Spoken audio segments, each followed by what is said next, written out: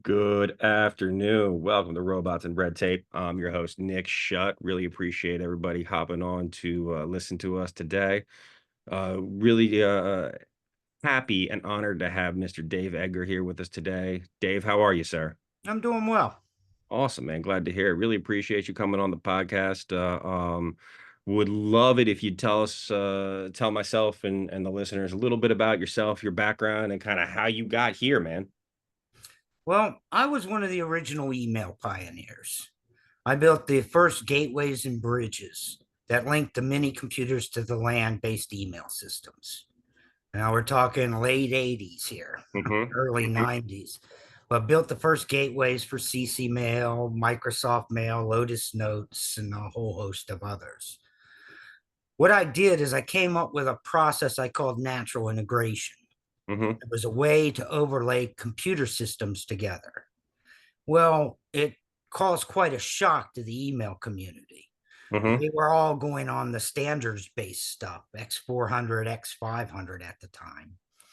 And general projects for large companies and organizations would take roughly about a year to 2 years to implement and Mm-hmm. cost millions of dollars. Mm-hmm. So all of a sudden, I walk in with this natural integration product and I integrate them in 15 minutes. Wow. And it was startling. Mhm, God, I remember I was actually in a meeting with one of my clients, RJ Reynolds. mhm, I fly in the morning, get the gateway installed. This is down in Winston-Salem. mhm, Uh, and then we have this meeting right after lunch. mhm, And so some of the participants, I of course say, we're ready to rock and roll. Gateway's mhm, running, man. You all are integrated. And several of the guys got upset and said, what are you talking about? We've been working on this project for a year and a half. wow. And you're telling me this thing is running right now? Mhm, mhm, It literally was a suspension of their belief structure. right. We had to sit there and literally convince them and show them it was actually running. Mhm, But, it's these types of revolutionary approaches, sometimes needed to, break the box, as we say, break out of the box you put yourself in. And our mhm, standards committees at the time kind of dropped us in one. mhm, Very difficult technology, very rigid in how it worked, very expensive.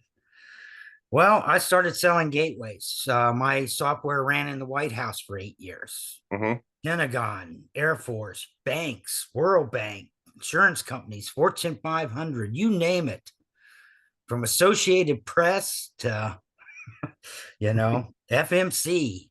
Didn't mhm. matter what organization they were in, international government, did the Danish ministry and a bunch of other international agencies. Amazing. But people wanted email. Why? Because it was changing the world. Yes. And how it changed the world was all of a sudden, all that company memorandum Mhm, was electronic. right. All of a sudden, all those messages they were snail mailing everywhere, all of a Mhm, sudden were electronic and instant. yep. Because literally, we go from one system to the next in under 10 minutes. It's Now, amazing. at the time, 10 minutes, that sounds like a long time. This is in an industry where to go from one system to the other usually took 3 or 4 hours, and half the time didn't get there. Wow. Mhm, absolutely. So literally, we retransformed the landscape of email. Did the Mhm, first internet gateways, mhm, providing. I remember there was a big project at Associated Press where we integrated them worldwide. mhm, Now, this led me on to my next stage, which was something called the Data Distribution Service Standard. This mhm, was the optimal form of how do you do inter-process communication between computer programs. mhm, I built the first distribution system in 2001. In 2002, after 3.5 hours of debating the standards committee, mhm, I convinced them to make it a standard. And it's the standard today that many people use to link all their data together. mhm, So, a lot of history, a lot of sites, mhm. Oh, principal investigator with cooperative research agreements with a space warfare lab. I kind of been around the block a few thousand times. Absolutely. Okay. Always solving problems, solving problems. I'm a problem solver. Absolutely, man. That's Some why. used to some used to call me the Lego maniac because I could figure out how to plug any two systems together. It's awesome. And That's funny. That's a good nickname. it was kind of crazy that way. People say, "Oh, you can't do that." Well, we just did. Yeah. hmm Well, it's running. That's awesome, man. So how'd you go from, kind of emailing DDS to AI? Well, I was working on a project, and this was about 10 years ago, and it had to do with radiation sensors. hmm And everything was going well. And, the data was cool, and we were processing it in real time because I'm all about real time processing. hmm Put something across the network, I want it processed in real time. I don't want it going into our queue and processing later, because hmm whole different series of problems you can affect if you can go real time. Absolutely. But I ran into a problem. I ran into the volume problem. I was fine with 100 sensors, but all of a sudden you get up to 1,000 sensors, 10,000 sensors, and there just physically wasn't enough space in the network to do it. I mean, I literally hit the physical ceiling. I mean, I'm implementing at the most efficient level you could imagine. I count bytes, I count buffers, I count steps. I literally count all of these things. And no matter how fast I could make it, I couldn't get around the volume problem. Right. And it was this search for the volume problem that led me to AI, because I'm not an AI scientist. hmm My specialty is process and communications theory, Right. the farthest thing from AI. hmm Absolutely. So, but I was stuck with this volume problem. I knew there had to be an answer, but hmm where to find the answer? And if you got a physical limit of the universe, how do you get around it? Well, you go to quantum physics. Right. I got to have something that can break the rules of the universe here. I've got to get more data through the pipe so I can process it in real time, interpret it in real time. hmm And so what we did is we came up with a way to create an artificial quantum entanglement Okay. across the network. There's actually a method to do it. We could all sit around and wait for quantum computers to solve everything for us, but we'll be sitting here a while. Yeah. Much better way is to try to use quantum principles to use the equipment we have to solve our problems now. Okay. That was my general approach. But we found out by synchronizing the observation data and putting it into a separate, faster, synchronous pipe, it formed almost like a time tunnel, hmm where basically, if you didn't know anything about entanglement, it's basically 2 points in space that share the same state. hmm Well, that's pretty good for communication, because what's communication about? It's about sending things from A to B. Right. Absolutely. So if both my states are entangled, that allows me to do something else with the data. hmm Well, what else we did was, what you send through an entanglement is something known as entropy, hmm or commonly known as motion. hmm We transmit motion through the entanglement. We don't send data. We send its motion through the entanglement. Okay. Well, inside of an entanglement, there's motion has two classifications. It's either predictable or it's unpredictable. hmm Well, we found that we only had to ship the unpredictable data through. Why? Because the predictable data is shared in the state. So hmm A knows about the prediction just as well as B knows about the prediction. hmm So what it allowed us to do is literally get rid of all that data. Right.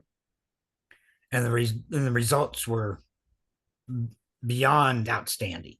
hmm I'm sitting here in a world that's lucky to get a 6 to 9 to 1 reduction. So for every 9 records, they only have to send one. hmm My initial prototype was doing 2,200 to 1. Wow. And I'm like, wow, that's pretty efficient. Mhm. Absolutely.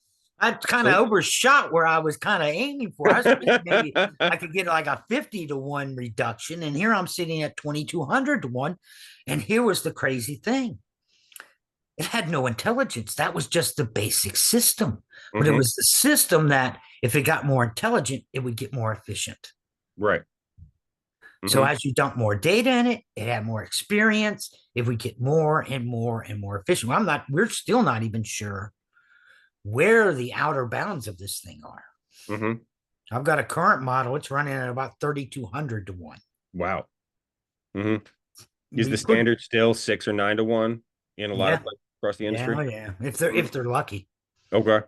And That's if they're halftime, really good. yeah, and halftime they're throwing a lot of data away. You're losing a lot of information. Mhm, mhm, So all of a sudden, we have solved the volume problem. And it's like, mhm, oh my gosh, what does this mean? mhm. It's one thing to solve a problem, it's another thing to just blow the problem completely out of the water. Absolutely. So I'm sitting there and saying, oh, this is too efficient to not exist in nature. Mhm, See, because remember, I told you I'm not an AI guy. I'm not even looking to do AI, mhm. Yeah. but I am looking to find out where this algorithm may be present. Mhm. And since it has to do with intelligence, where do you look? Well, you look in the brain. Right. There it is. Mhm. A perfect Absolutely. example for everything, right? Mhm, And damn if I didn't find it. Sitting smack in the middle of each lobe of our brain. There's a component called the thalamus, mhm, and one exists in each lobe. The mhm. thalamus is running this algorithm. Really.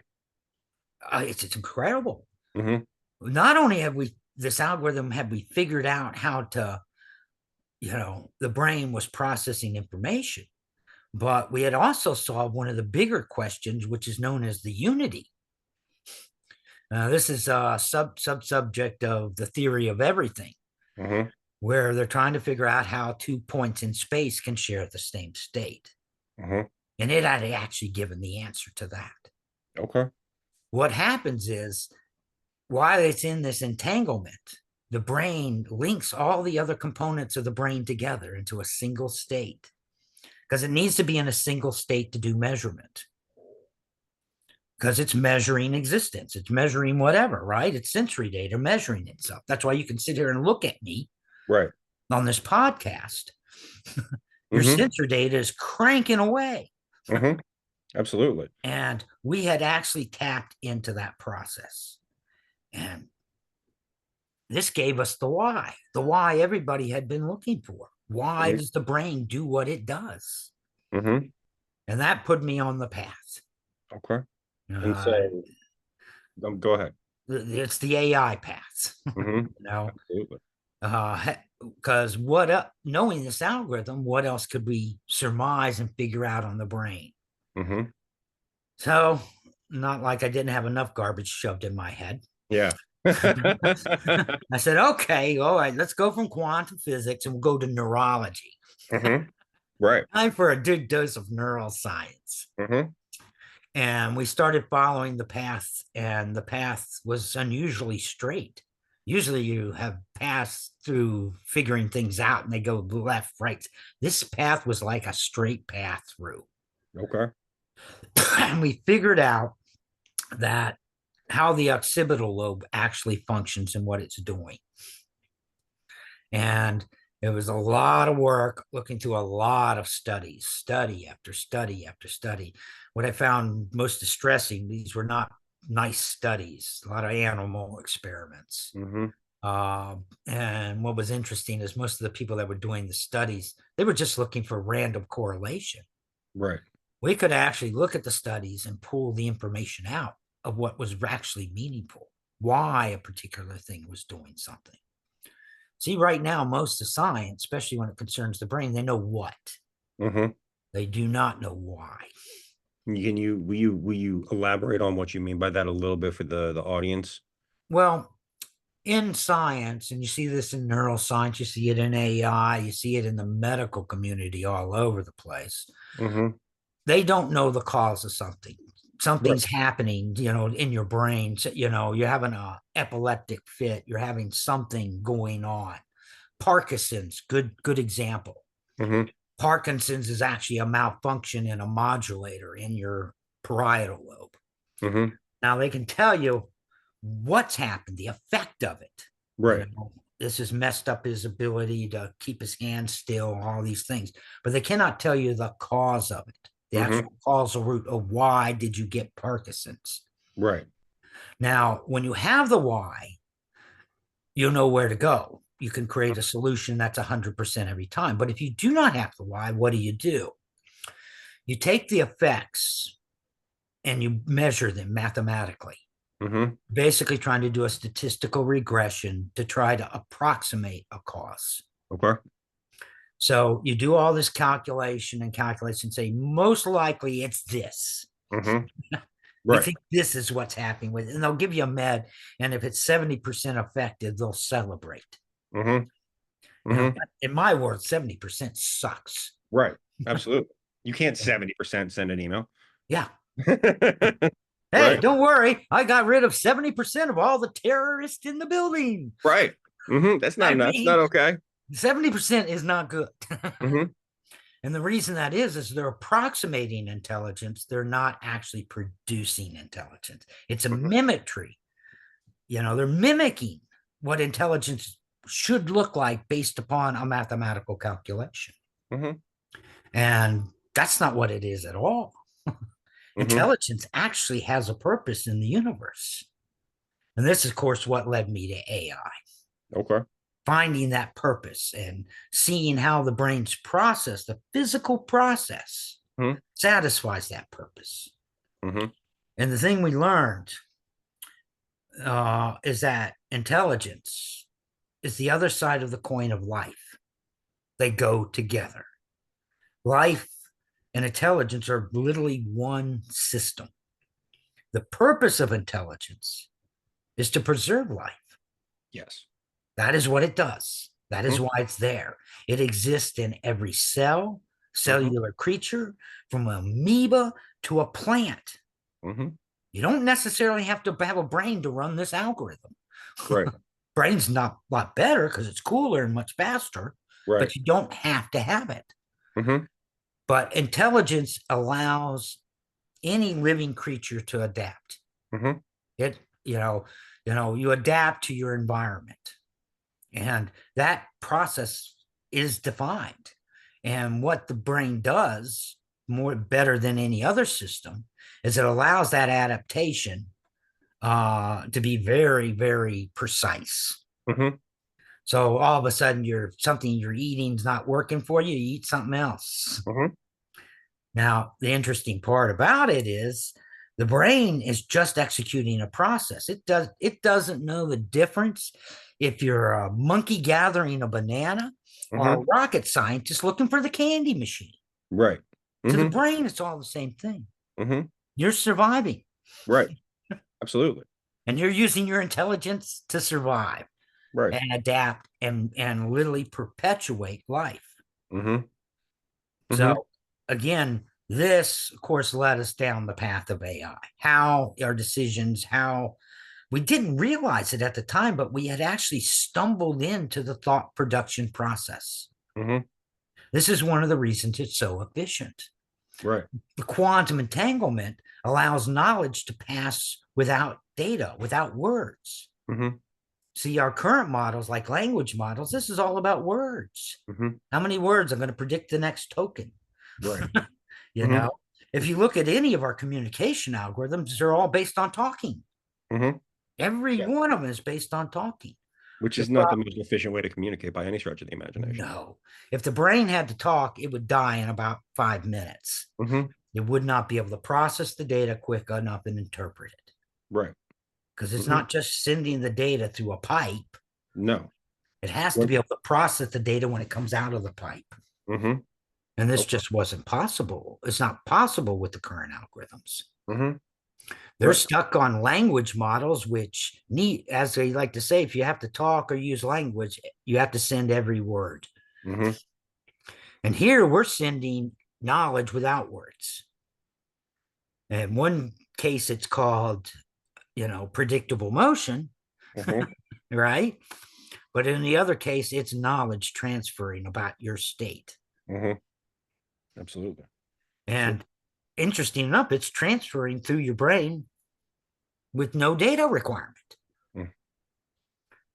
So this kind of led us to neuro-symbolic AI. Okay.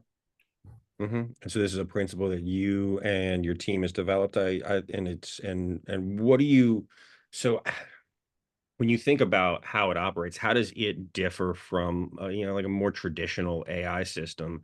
And how are you able to apply many of the principles that you just spoke about in a way that others can't? Well, it's quite different because it's actually two forms of intelligence. Okay.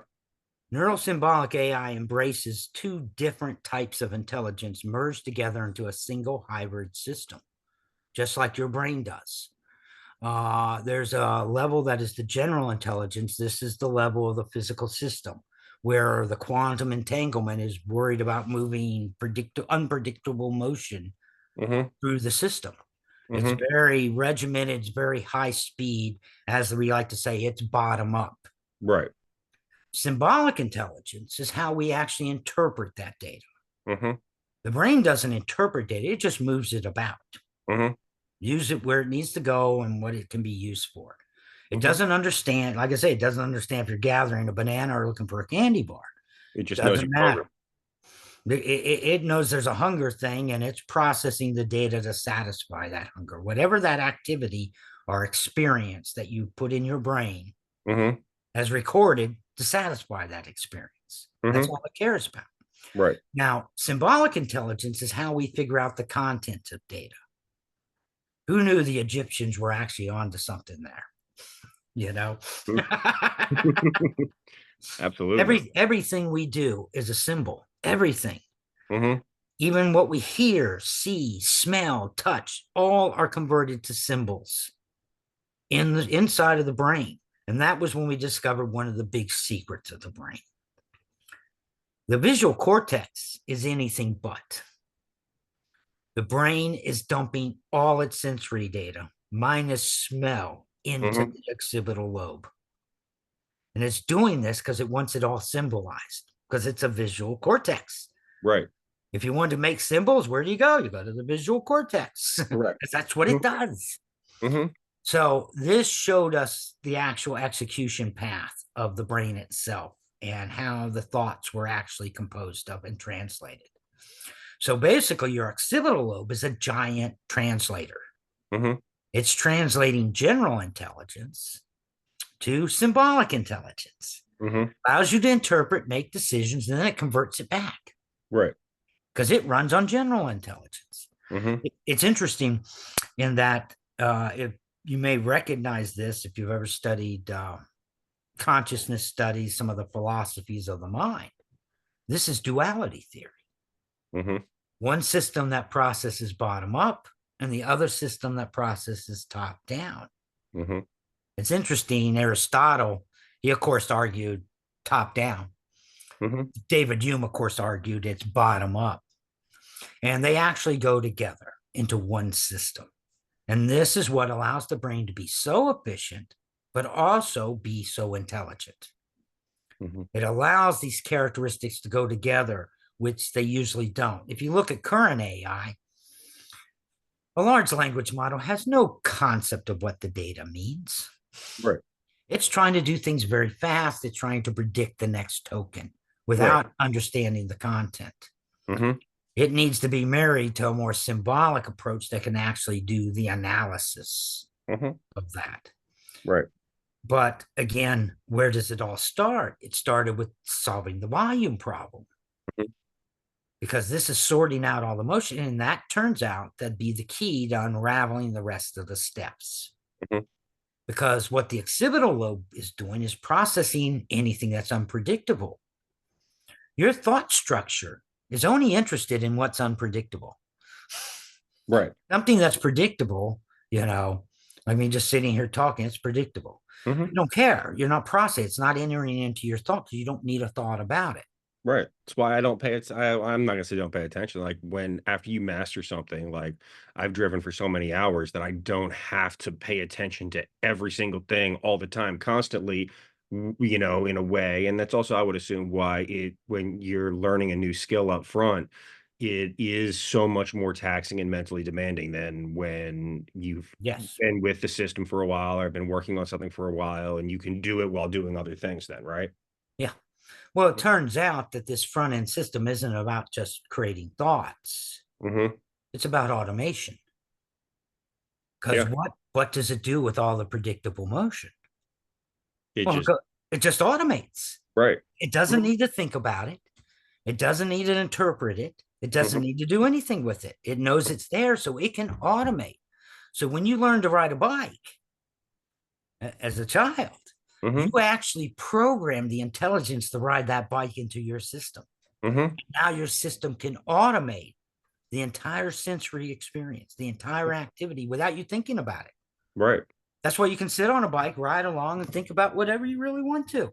Mhm, Your brain is going to sit there and execute all the things from your experience to make it go along. mhm, That's why it's interesting to watch baseball players. They go into slumps and everything else, and you often heard, well, they're overthinking the ball. mhm, But you know what? They're exactly correct. mhm, If they just let their bodies deal with it without overthinking it, they would mhm, do better right. because they've trained themselves to hit this ball a certain way or look for this, or your body's going to do that automatically. Mhm, And it's doing it very, very fast, much faster than you can think. right. Cognitive thought, where we do symbolic intelligence, that requires translation, Mhm, requires that you interpret it and make some decision. mhm, That's a lot of time in the world of real time. right. Absolutely. How else could you hit a baseball traveling 95 miles an hour at you? Well, I can, but let's not, Well, I didn't train to, right? yeah, if Uh, you trained your body to, you would be able to. correct. Absolutely. If they're like my hands, though, it'd still hurt like hell. Yeah, absolutely, man. Absolutely. But yeah, no, it's fascinating because, it's the same thing. Any skill cap, anything you do, you just, I mean, similarly, like with basketball players, when they're in a Yeah. slump, you just got to shoot their way out of the slump because they're just they overthink everything, and when you're overthinking it, and it's the same thing that when you say a word, and I don't know if you've ever done this, like say a word over and over and over and over and over again. After a while, you just can't it doesn't come out right a lot of the time, or it just starts sounding weird, and it's because you're probably not thinking about it when you're doing it because it's just automatic It just motion. comes out. Mhm, This is this is actually your subconscious system. mhm, It occupies 99% of your brain's function. It is automating everything from your breathing to your standing to you shaking your head at me right mhm. Yeah, now. I didn't know I was doing that. No, but these are the cues. It all happens. It's going without you having to think. Right. That's why it is subconscious, no conscious thought required. Mhm. And that becomes the key to some of the next level. Why is the brain trying to automate everything? I would assume efficiency.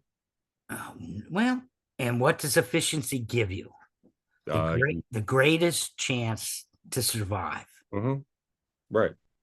You live on Mhm, because everything's predictable. The brain wants everything predictable. It actually monitors it. mhm. Is that also I would assume that that also dovetails into why it's so hard to break habits and things like that, right? Yes, because you've literally programmed your body to do a certain thing. Mhm, You've programmed yourself to be right-handed, mm, left-handed. All these things are very difficult to break because they go without thinking. So to break them, you almost have to become a child again mhm, and relearn it. mhm. You know, Absolutely. 100%. and it's interesting that the body just patterns what you do. It Mhm, doesn't limit what you do. It doesn't care what decisions you make. But what it wants to know is everything okay? mhm, It actually monitors your prediction level. There's actually an amygdala in each side of your hippocampus that measures how much prediction has been met. mhm, If you meet prediction, brain's happy. You can release dopamine and all kinds of other cool chemicals for you, and you're a happy guy. Mhm. If things aren't being predictable, it will generate fear. Mhm. It's trying to tell the brain, I need to survive, help me. Mhm. It's Right. actually communicating. And this became the understanding this became the key. Because Mhm. one of the things in duality theory is something called the explanation gap. Right. How do the two systems work together? Since they're totally different, how do they work together? Well, emotions were the way they work together. Mm. Okay. And that's why anything in your memory is actually cross listed with an emotion. If you want to Mhm. remember anything, get emotional about it. You'll never forget it. Mhm. It will stay in your memory forever because it actually becomes cross listed in your neural net with everything else. Mhm. So these emotions allow the body to communicate as well as match memory, whether you're conscious or not conscious. Why? Because the brain, the body wants to survive, it wants to live. And Mhm. it's basically tapping off of your consciousness to figure out how to do that. Okay. That's really cool. Really It's kind of freaky that the answer was sitting right in front of us. I know ab I know they've been talking about explanation gap for probably 10 or 15, 20 years at least. Who knows? Mhm. Uh-huh. But there are ways things tie together because it is true. Two different forms of intelligence, they can't talk. They don't Mhm. have to talk together. The Right. brain doesn't understand a damn thing about symbols. Mhm. And your symbolic approach, what do you know about the structure of a neuron? Mhm. You know, No, why do nothing. you care? Mhm. You don't. Right. Absolutely. Most of the time, I would assume. Yeah. And so I know, we're talking a lot about your, neurosymbolic AI system and algorithms and how much more efficient they are. And now, and a lot of the reasons why, and I appreciate that when you start thinking about, some like practical applications for a system that's this much more efficient, kind of what are some of the key benefits of this increased efficiency? And how does that translate into a practical application? Well, the key benefits first are energy savings. It is an algorithm based on energy conservation. Mhm. It will use the least amount of energy to produce intelligence, and it will use that intelligence to and continue to improve its energy efficiency. Mhm. This is quite different than our current AIs. Mhm. A lot of people don't realize the brain runs on 20 watts. A single NVIDIA 4090 card needs 450 watts. Mhm. You multiply that out, well, that's 22 brains. Right. Is that Absolutely. one video card better than 22 brains? Not even close. Not even close. Mhm. And they're not just using one video card. They got 256, 512 of these things Mhm. arrayed together, more, thousands in some arrays. Mhm. So here they're using, oh my gosh, if it's 256, they're using 112,000 watts. Mhm. Multiply your brains into that. Right. That's a lot of people to do very little. Mhm. It always frightens me in a way. I see this entire data center running AI. It's got the energy and water signature of a small town, and it's Mhm. less intelligent than the fruit fly hovering around my room in the kitchen. You know, Yeah. Mhm. it's like, are you kidding me? There are different ways. So, one of the key benefits is energy savings. Mhm. Also, size. Intelligence runs on the birds and the bees. Right. We can create intelligence of any order that literally can function at any level.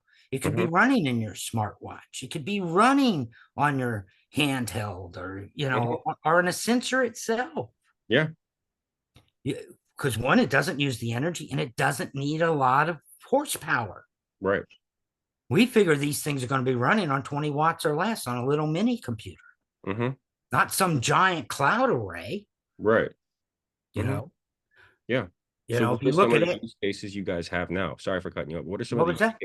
What are some of the use cases you guys have at this time? Well, we've seen a lot of different interest, obviously, from the military. Mhm. medical, because what it does, and I haven't got to how we use it yet.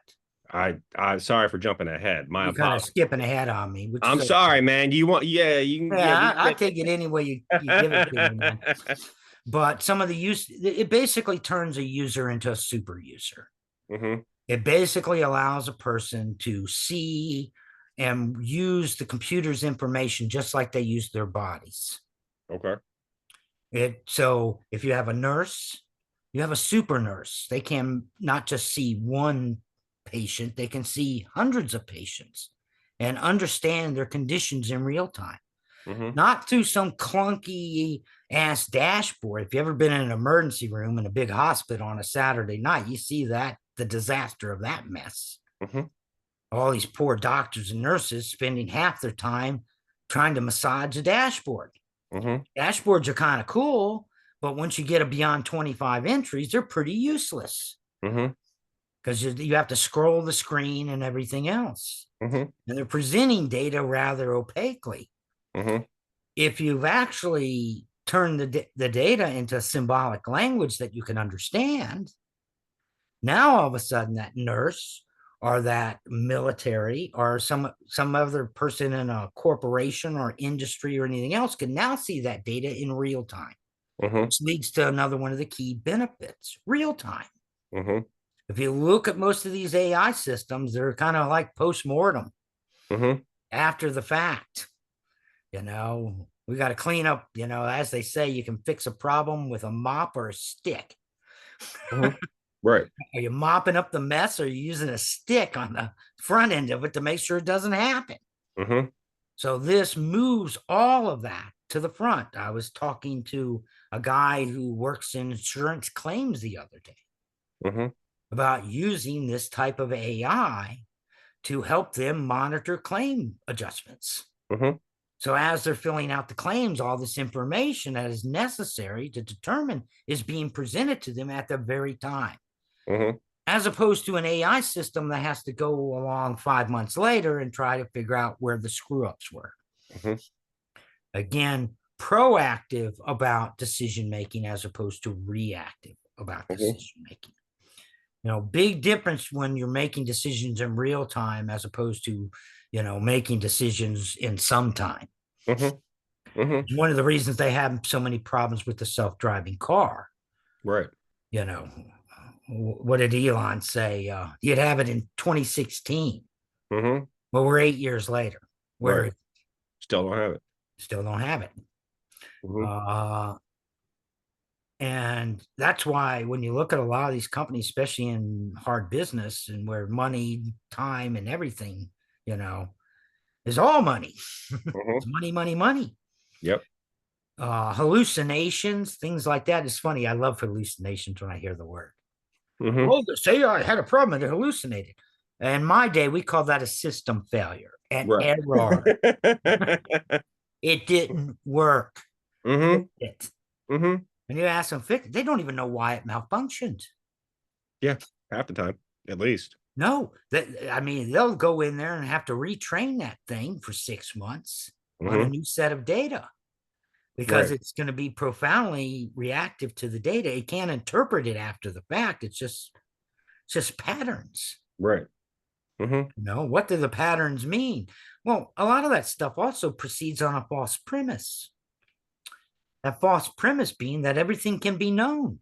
Mhm. I don't know what world they live in. Right. Everything cannot be known. There's Mhm. always new experiences, new variations, new everything. Mhm. To think that you can figure out that every possible condition that could ever possibly exist and then somehow put its pattern matching in. Mhm. Well, that's why a self-driving car has problems driving, even though it's had 1,000,000 hours of driving experience. 1,000,000. Right. And I guarantee you, Tesla's got a lot more than 1,000,000. Right. Mhm. And standard human, 20 hours. Mhm. Why? Because they generalize the knowledge. They know the context of the knowledge and the patterns they see, not just the patterns themselves. Right. Again, the difference between knowledge and intelligence. Knowledge provides you information. Mhm. But intelligence tells you how to use the information, how to Abs interpret that information. Mhm. Abs So when they say AI, it's really a misnomer. Mhm. It's Right. artificial knowledge. It's really not artificial intelligence. Okay. And your system is intelligent. Yes. Mhm. Well, we based it on how the brain learns. Mhm. We've converted the symbols, and we use a device we call the cognitive object interface. We call it the COI. Mhm. A lot easier than saying that other stuff. Yeah. Absolutely. Well, the COI is designed to do one thing: produce symbolic awareness to a user. Mhm. So we've taken all the computer data, organized it, converted it to symbols, and we put it out on a display. Mhm. Now the user literally sees the awareness of the system and plays a game, the game of survival. Mhm. So what this allows the user to do is tell us what to do with this data when we see these patterns. Mhm. So it literally, the computer subconscious learns and automates from a human user. We deferred building artificial consciousness at this time because we don't know enough about it yet. Right. We've got a lot of safety. This is, you're dealing with two forms of intelligence that communicate using emotions. Mhm. Use your imagination. That kind of a formula can kind of screw up pretty badly. Yeah. Yeah. Uh-huh. You talk about your Terminator future. That's Mhm. worse. Right. Yeah, that's the last thing we need. Yeah, you One don't of need that kind of stuff. But them. so we decided to defer artificial consciousness and use our COI to interface with a human and allow them to be the consciousness for the computer. Okay. So in that, we give them the power of the computer, make them the super user. Mhm. They can see more, do more, understand more. Mhm. They can see thousands, tens of thousands of different sensory data, computer data, patterns, and it organizes it for their understanding. What they give us is reactions. Mhm. And the reactions then form the intelligence that feed back down into the quantum entanglement, the Mhm. predictions as it's looking for, and Mhm. makes that more efficient. Mhm. Again, it's self-perpetuating. Mhm. So each time it cycles, it gets smarter, smarter, smarter, smarter, uses less energy, less energy, less energy. Mhm. So now we've got an intelligence that can be in any size, use the least amount of electricity, and operates in real time. Mhm. These are the characteristics of human thinking. Mhm. Now, where can we apply these types of things? Well, it can revolutionize almost anything you want to do. Right. You could build any number of killer apps, as Mhm. they love to call them. They certainly don't have any in current AI. Right. And we say that they don't have they don't. It's not that they don't have cool apps. They do. Something I'll crank out a bunch of content and video for you or do some programming. I love code generators. Mhm. I worked on Mhm. those things back in the 90s. Right. anything I can duplicate all that repetitive code, I'm all for. Right. But it's really replacing what we already know how to do. Mhm. It's not improving on anything. Mhm. Not making our understanding, our ability to execute a job faster. Mhm. You know, it's basically helping us generate content without a lot of training. Right. And to Content we can generate ourselves. Right, and to the point that you just made, and from the folks I've spoken to about specifically about code generators, is they're actually pretty good when it comes to commonly solved problems. But when you try to apply the code to something that it hasn't seen enough times, it'll get there eventually, but it'll do it in an incredibly inefficient ways. Yeah. Well, if it gets there at all. Yes. Do you remember from my discussion of my background? There Hmm. are times you have to leap out of the box. Yeah, absolutely. Current AI cannot leap out of it. It is bound by the box. Hmm. Right, and Uh, that's I think that from our previous discussion that touches on transitive inference, correct? That's correct. Mhm. And transitive inference is a skill that the language model can't do. Right. Well, what is transitive inference? It's the ability to rationalize where no previous observation or experience exists. Mhm. The best way to understand it is A is greater than B and B is greater than C. So transitive inference then tells us that A is greater than C. Mhm. Sounds like a simple formula, but it's a Yep. formula they cannot do. Why? Because the language model, to know that information, would have to have experience with A and C, Mhm. which it doesn't have. It's the Mhm. ability to link objects together, even though there's no previous experience with those objects. Mhm. And this is what our koi was meant to actually do. We actually arranged the symbols and we put them on tiles and arranged them in such a way Mhm. that we're using visual symmetry to generate the inference. So, in Mhm. other words, a user matches symbols in certain boxes with symbols in other boxes. Why? Because their eyesight naturally does that. Mhm. And Mhm. when you do that, it actually generates the inference you need to understand something. Mhm. That's why when we say you can actually get not just awareness, but you can actually get comprehension, Mhm. comprehending what is actually on the display. Right. Now, what's cool is since we know how the brain operates and how to duplicate it, that allows us to know how to interface it as well. Mhm. So the koi is designed to align with your occipital lobe. Okay. So as you know, learn these symbols, your occipital lobe actually becomes trained in those symbols because it's a symbol converter. Right.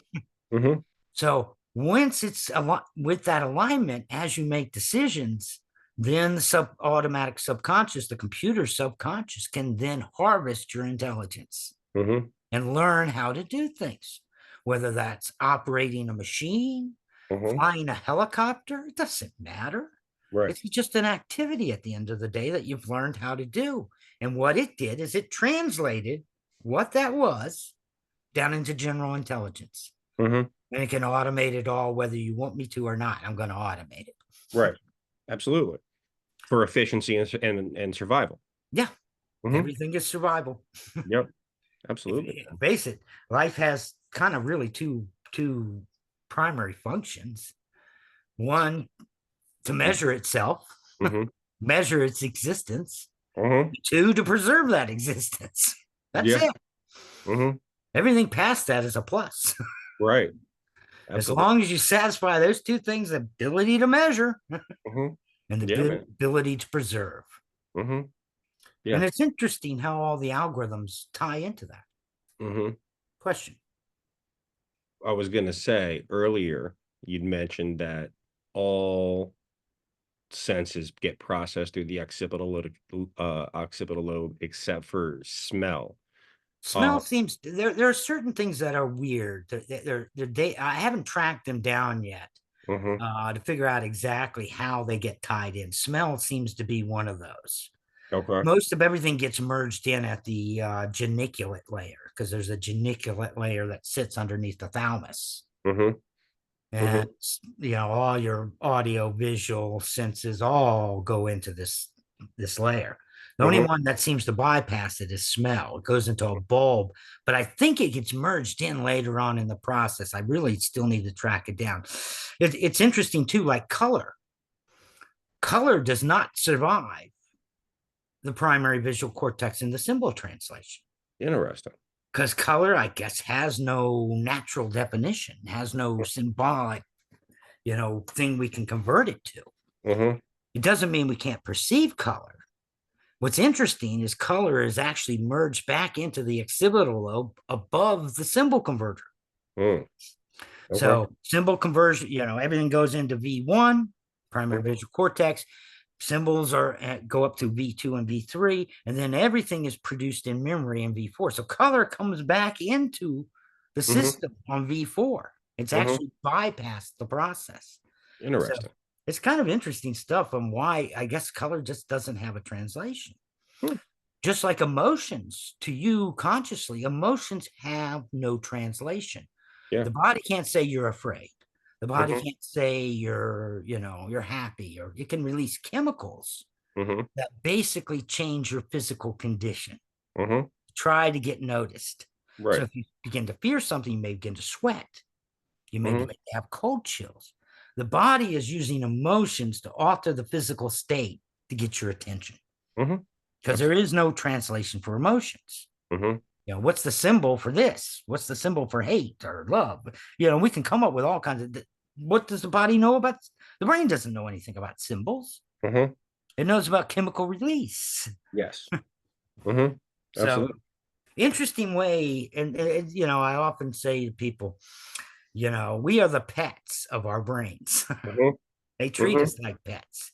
If Yeah. we do things right, they make us happy. Mhm. We do things wrong, they punish us. They Mhm. punish us with pain and fear and all kinds of other really bad emotions. Absolutely. But Absolutely. And it's fascinating, dude. what they're trying to do is survive. Mhm. They want to Right. make sure that the physical system survives. Mhm. Absolutely. I mean, it's absolutely fascinating. And so, I mean, we spoke a little bit about some of the things you can do. I know from a practical application perspective, from making things a lot more efficient, but obviously, it's very, very different from like a standard generative AI that you see, like a language model. Can you give me can your system, perform like transitive inference and apply some of the things to unknown problems yet? Well, Or you is that can. not what you're going to? Is It's that what really I'm about it's really what data you want to hook into, what types of data, various types, Mhm, and what the computer system is composed of. It's interesting. The algorithm has no limit, mhm, and it creates a system that's greater than the sum of its parts, mhm, but it's still composed of those parts. So you're not going to solve cancer without knowing a lot about this data or that data. So, yes, you could technically tap into some of the knowledge being produced by an LLM mhm, and actually sit above the LLM and rationalize on it. mhm. So it's not that some of the things they do are all wrong. It's Right. just not, it's knowledge. It's not intelligence. It's just Yeah. step in the process, Mhm. you Absolutely. know? Yeah. And I like to think of an LLM as, a giant research staff Mhm, that goes and looks up all the different things you need it to look up. But mhm, at the end of the day, you need a lead scientist that runs that research staff who has a more global perspective of it to know how to use that knowledge and what that knowledge means. absolutely. It's a great tool. So this type of tool will Mhm, harness the LLM. So you're mhm, not just trying to scale it to bigger processors and more data. It can mhm, help you generalize that data. mhm, And this is what you've heard, artificial general intelligence. Where is that? Where is that? Where's that?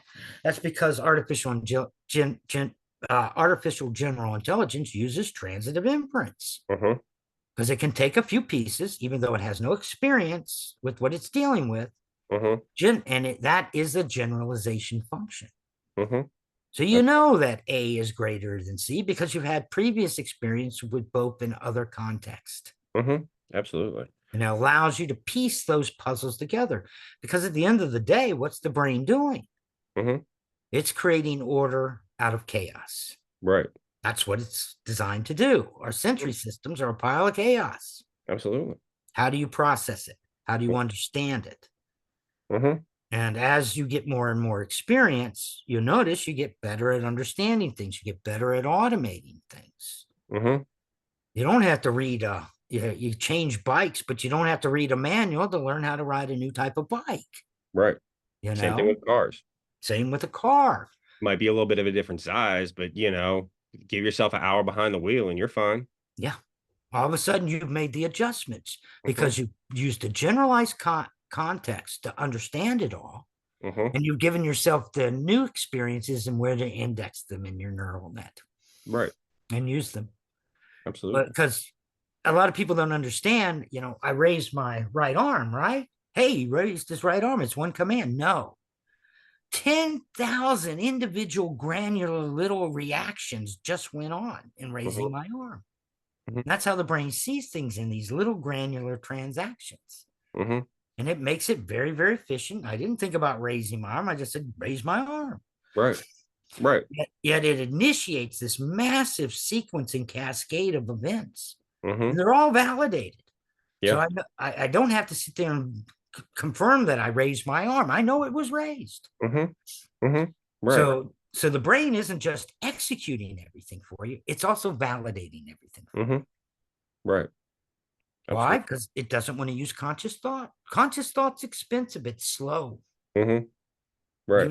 Give you an idea. The thalamus is running, it's measuring at 5 milliseconds. Mhm. Your eyes are measuring at about 33 milliseconds. Your frontal lobe, where consciousness is running, that's 300 milliseconds. Okay. You So it's know, there's a magnitude slower. it's magnitude slower. Mhm. Mhm. So you would never be able to hit a baseball if Right. you had to wait for consciousness. Mhm. Just couldn't do it. Right. Everything is going to be automated before you can think about it, Mhm.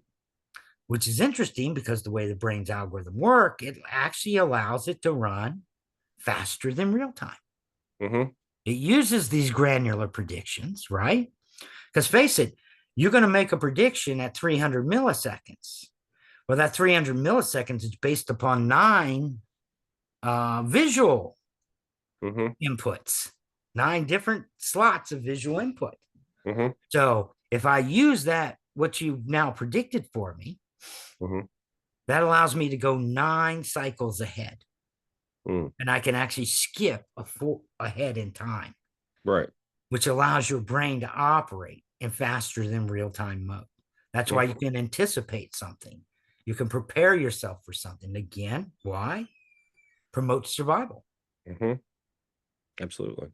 All of these things help you survive at the end of the day. Mhm.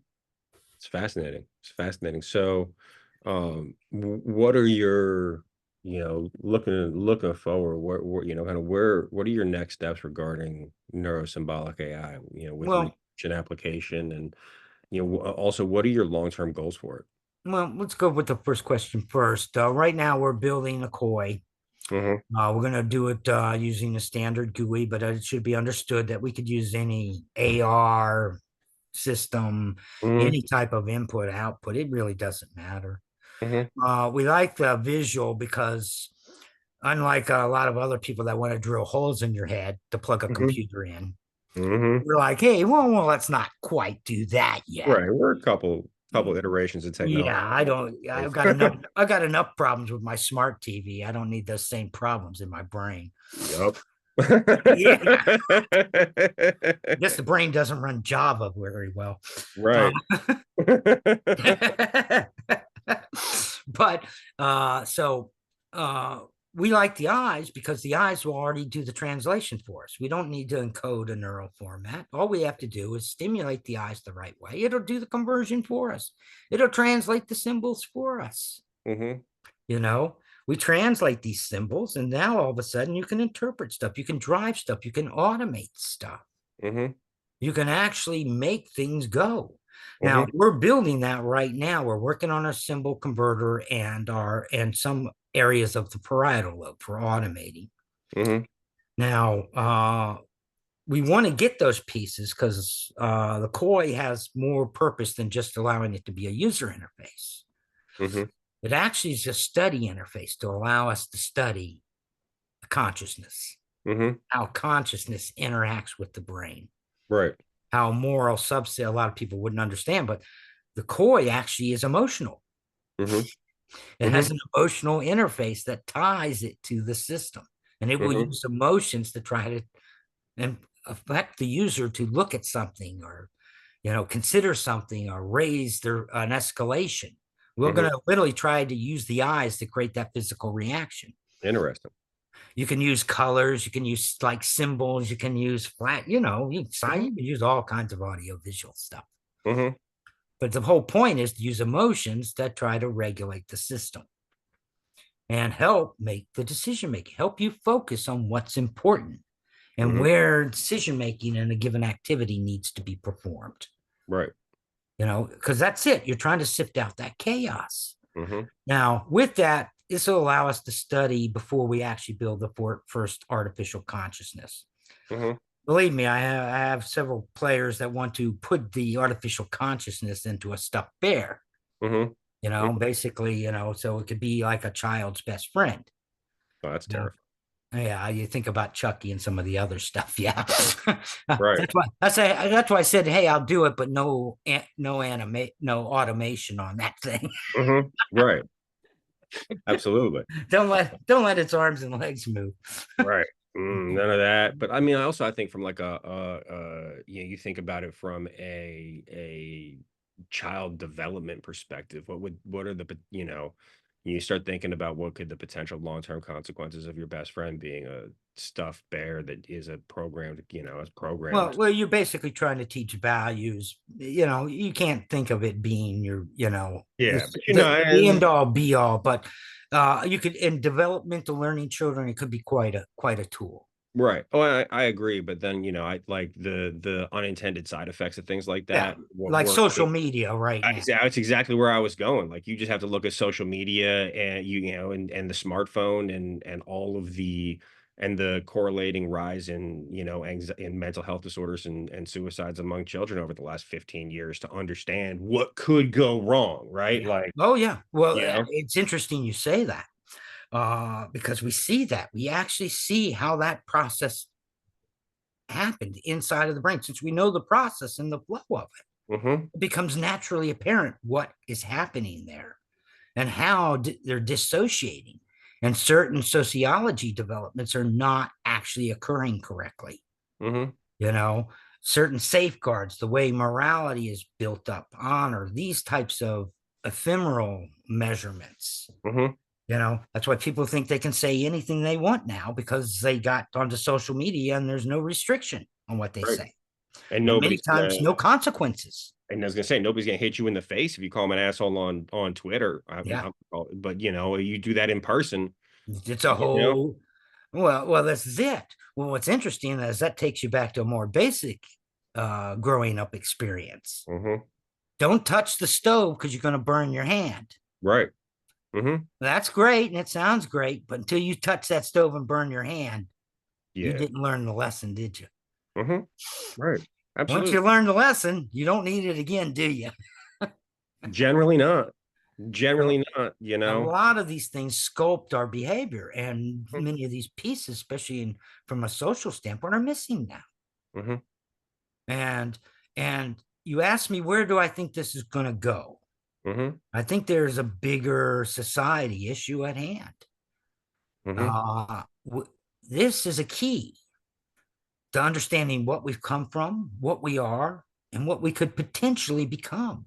hmm You see in the brain that it is almost like a muscle that has to be exercised. hmm It's kind of scary that H.G. Wells wasn't too far from wrong when he talked about us being Eloys, where we so disengaged ourselves, don't try anything, don't struggle to. hmm Well, the brain will shrink. hmm There's actually studies on Arctic researchers who are in the same environment day after day after day. After they've been down there 6 months, their hippocampus is shrunk by 20%. I Yeah. mean, it's not brain damage type stuff, but it literally is if you don't use it, you lose it. Right. I can. Because at the end of the That. day, Oh, it's an sorry. Go ahead. energy conservation device. Right. It's hmm going to conserve energy. So if you're not going to use it, it's going to shuttle that energy somewhere else. Right. You mentioned that with the Antarctic researchers, and the first place that my mind went to was, what implications does that have on, say, long distance space travel, right? Yes. If we do not stimulate the mind correctly and force challenges on the mind to keep it running, and you just do the same thing day after day after day, I understand seeing the same thing, the same visual data again and again and again. Your brain has seen it. hmm Yeah. So it will move it out. It's predictable. So it won't use any energy. hmm So, hmm as good as the brain's algorithm is conserving energy, it actually can work against us. Right. hmm And here's what's even scarier: you do this long term, right? And let's say you've used AI to do all your content creation. You don't have to think of anything. hmm You sit back and just kind of lay around partying all day. And you just keep doing that generation after generation. We do end up like Eloy. Right. There's a thing called epigenetics, hmm and it takes what you do and it actually encodes it into your DNA. hmm hmm So, H.G. Wells thought it would take thousands of years. Hell, it could only take 100. And the rate of change is a lot slower in his time, you know, it Yeah, can't hold it that really was. So I got to blame again. even him getting onto the concept was incredible. Right. But Mhm. it's Yeah. just incredibly how fast tracked evolution has become. Mhm. We think of it as some slow process, but it's a process that's constantly moving, Mhm. constantly evolving. There is no static state. Mhm. There's always the next stage. Did I survive? Do I need to learn? Does my body actually have to change physically to Mhm. accommodate some new activity or something that I'm doing? Mhm. Absolutely. So Absolutely fascinating, man. No, it's absolutely fascinating, and you think about, um, you know, the old adage, and I don't know how true it is about history, about how hard times create tough people, and then tough people create good times, and then good times create weak people. yeah, it is the Mhm. cycle of life, and you are Yeah, correct. It is you actually know, quite a truism. and you think about things like, he's struggling and having to survive and having to, walk through difficult stuff. Those are the most defining times of people's lives generally. They Uh, are. Well, yeah. that's what teaches them the most. It's Mhm. what you learn the most. It's what, makes the brain, it's exercising the brain. Mhm. If everything is predictable in your life, not a lot of exercise goes on. Mhm. It's that struggle that makes your brain bigger. Mhm. Right. So the more you struggle, the bigger your brain will get, the Mhm. more capable your brain gets. Why? Because evolution has armed you with this instrument that is literally greater than the sum of its parts. Mhm. It's given Yeah. you the ability to rise to it, to solve a problem and Mhm. survive in ways we never could have imagined thousands of years ago. Yeah. Yeah, absolutely. One of my favorite, thoughts is that people that lived 100 years ago, 100 and well, call it 150 years ago now, their lives had more in common on a day-to-day basis than people that lived 1,000 years before them than us Yeah. because of rate of change, right? Well, Um, yeah, the technology really has kind of put us mhm. on the catapult and it propelled us into space. Well, hopefully you don't mess it up. Well, that's it. And this is why, with this type of technology, neurosymbolic AI is a new direction, a new way. We have Mhm. to look at it carefully. Absolutely. And in some cases, we're going to have to restrict how it's used because it Mhm. can do a lot of damage. Mhm. Good things can do a lot of positive things that can also do a lot of damage. Now, I'm thinking about some Terminator future. Mhm. Personally, there's plenty of people out there that are ready to destroy the planet long before the computer ever gets to it. Mhm. And I it's agree. certainly not going to be an LLM because nobody's going to trust an LLM to make a decision on a critical system. Let's hope not. Well, no, I can tell you right now, a lot of the business leaders, they're not going to turn their Mhm. profit margins over to these things. Right. I No, of mean, course not. there's obviously high risk in it. Mhm. You Yeah. know, and they're not worried about the plant, Terminator Mhm. destroying the future. Right. They're Right. worried about losing money and having to explain it to their board of Mhm. directors. Yeah. Absolutely. No, and I think generative AI is an excellent tool to augment Yes, trained people, right? And yes, the great examples like I give is around it is that it because I use it on every day. I use it every day as part of doing my job. And what it allows me to focus on the things that are actually important, that I actually need to focus on and removes some, menial low level work, whether it's initial drafts of an email or anything like that, or drafts of blogs, whatever, from removes that, me having to expend that brain power. However, I certainly would never, like, I'm sure you heard about the attorneys that have, turned in briefs that are 100% written by generative AI systems, and they just like they hallucinate, case law. yeah, But it's not good for that, right? It's yeah. good for some Well, stuff though. what's interesting, it really should be good with that because that's just straight data. But Hmm. yeah, but you just it's interesting. I've actually had arguments with some of the authors of infinity theory. You Hmm. may have heard about it. Hey, once the computer has all this knowledge, it's going to be so much smarter than us. Hmm. Well, they ignore one fact. Infinite knowledge means infinite time, Hmm. and we do not have infinite time to make a decision. Hmm. Right. Our brains are about sorting through all the irrelevancies to make a decision. Mhm. And you can overload that quite simply by putting too much information in it. And that's where they're at now. Mhm. And that's why they can't even begin to explain an hallucination. Right. They don't know what really caused it. It could have been 30 different tiers of data at different angles Mhm. that kind of got them into kind of a decision rut, Absolutely. you know? Mhm. And the problem is, a lot of times they're just not going to answer you.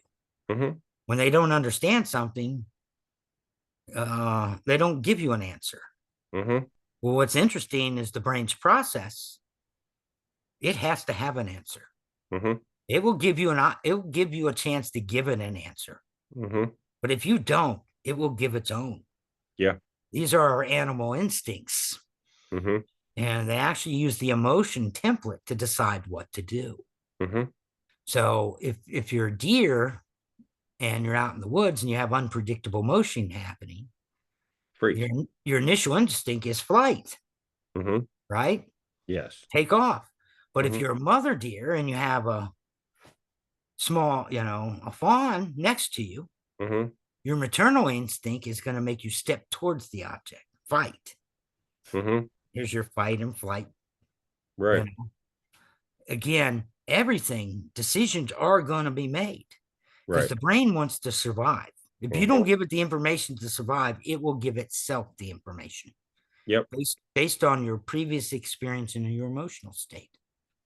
Absolutely fascinating, man. Before we is there any, before we close up here, Dave, anything else you'd like to mention or discuss around neurosymbolic AI?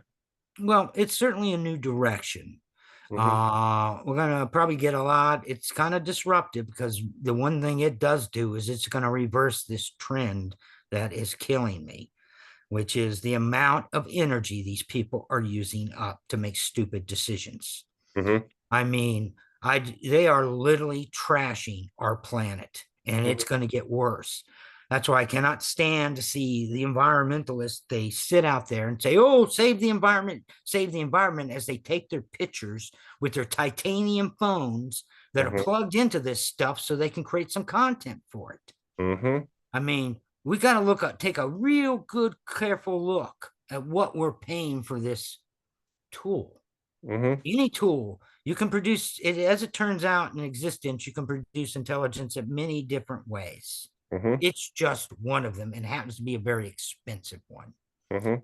I don't need to hear how much. In fact, they're all hiding how much energy they're using. The good news is, at least in the last 3 or 4 months, Mhm. I've started to see finally articles that are trying to discuss what they're doing, Mhm. what they're using. Mhm. I'm sitting here in the state of Maryland, and I found out that Maryland is shelling out like $500 million in subsidies to Virginia electrical grid Mhm. to power their data centers. And That that makes was probably derived off of some interstate Mhm. electricity sharing deal they signed 10, 20 years ago. Mhm. Again, who's paying? And so the data centers, they go and negotiate a really good rate with the insurance company because they are not an insurance company, but the electrical company because they want to sell electricity. That's what they do. Mhm. And all of a sudden, everybody's rates go up to subsidize the payments of that. Mhm. And if you start to look, you start to see a lot of these coal burning plants that we were supposed to be shutting down. Spin 'em back up. They're starting them back up, and all of a sudden, this one, I think it was in West Virginia, it was supposed to be shut down this year or next year. Oh, we won't shut that down till at least 2028. And you'll Mhm. find in 2028, they'll still be there. Yep. 2030, it will still be there. In fact, we will be needing more. Mhm. So this isn't just a war of artificial intelligence. This is a war on the resources of our planet and how we're spending it. Mhm. We do not need to trash our planet just so somebody doesn't have to go out and be trained to figure out how to produce some content Yep. or wants Abs to program because they don't want to learn how to program. Mhm. I mean, Absolutely. it has two detrimental effects. One, it trashes our planet, and two, it can Mhm. make the users dumber Yeah. and Absolutely. actually affect their brains, Mhm. where all of a sudden they have smaller brains. Mhm. It's kind of crazy. It's a vicious kind of cycle. Mhm. The more we do, the less it has to do. Yep. Absolutely. So, Yeah, man. No, I so appreciate it. there's a lot of real society implications of this I, technology. I agree with you. I think that on I agree with you when it comes to trash in the planet. I think that the main area that was a main mistake that was made was the area of marketing. Think it around like the planet's gonna be fine in the long run, maybe in a couple million years. We're gonna be dead though, because we're gonna make it uninhabitable for ourselves as a Yeah. result. And so I'm 100% with you. I think that there's absolutely more efficient ways that we can be doing this and more efficient ways we can be sending resources. So, Well, this is I it. hope I hope It's how you're much is in your gas tank. That's our resources on this planet. mhm, How, yeah, I often like to say, you don't need to burn down the forest to heat up a cup of tea. mhm. Yeah, If it takes a few twigs, guess what? That's the best way to do it. mhm. Light the twigs on fire, heat your tea, but don't Yep, burn the forest down in the process. correct. And these Absolutely. people don't seem to care. It was like Bill Gates. He comes out and says, well, AI is going to solve its own energy problems. What the hell is he talking about? I don't even know what that means. He's actually talking about, well, what's interesting Mhm, is he's actually referring to something that the electrical companies were doing called smart meter. mhm. Remember the smart meter revolution? Yeah, Guess what? It never happened. mm, Doesn't mean they didn't install them. just Doesn't not mean they don't use it to read data and bill you, but it was supposed to give them a level of intelligence that allowed them to detail detail how the electricity was used, and through mhm, that gain efficiency. mhm. That's what Bill Gates is talking about. But guess what? It didn't happen because they didn't solve the volume problem. Well, I feel like that brings us full circle back to exactly what you do, Yeah. and exactly the problems your algorithm and Neuro-Symbolic are here to and Neuro-Symbolic AI are here to tackle, man. Dave, I really appreciate you coming on to Oh, Robots and not a Dave and I chatting with me today. certainly, I'm looking for places to talk about this. Yeah, It's time we had real discussions on this stuff and get through this AI hype because mhm, it's looking like it's human. If we use 10,000 more GPUs, it'll be human. No, nope, that's like sitting there saying, hey, 100 years ago, if we add more index cards into our, Dewey Decimal System in our library, it'll somehow turn into a computer. mhm, right. I, They're not the same. it's not the same. Absolutely, man. How you design something, that it has a consequence that it leads to. What Mhm, they have does not lead to that. And understand, it's about money. You sell this stuff, you sell it. mhm, Understand, yeah, business and technology have not, they are very unfriendly bedfellows at times. at times, man. Dave, thank you so much for coming on today. Hope you have a wonderful one. Well, thanks so much, Nick. I appreciate it, man. Thank you.